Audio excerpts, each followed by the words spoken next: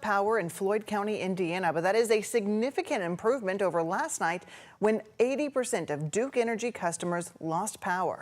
It was a huge number. Emergency services say it's because of the severe straight line winds that sent power lines crashing down. WHS 11's Alexandra Goldberg and chief photojournalist Philip Merle are talking with residents who saw it happen right in their own front yard.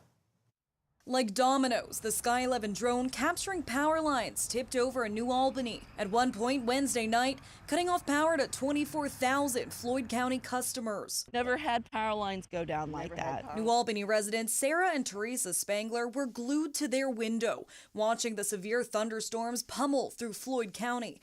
They happened to look at the right moment. As we were looking out the door, we looked over this way, and all of a sudden there was a humongous explosion, and it was so bright that it almost knocked us back into the hallway there. A lightning strike that plunged everything into complete darkness. The lights flickered once, we hear another boom, and they flicker off again, and then one more really big crash, and then all the lights go off completely and stayed off. Floyd County Emergency Services Director Kent Barrow says the area near Green Valley Road got severe straight line winds, and the power lines couldn't withstand it. These are old poles that have been here quite some time, and as it went up the hill toward the park, those are newer poles, bigger around, so as it started snapping, the tension on the lines has pulled the poles all over to one direction. One resident now dealing with a downed pole in her own backyard. I spoke to her just a few minutes ago and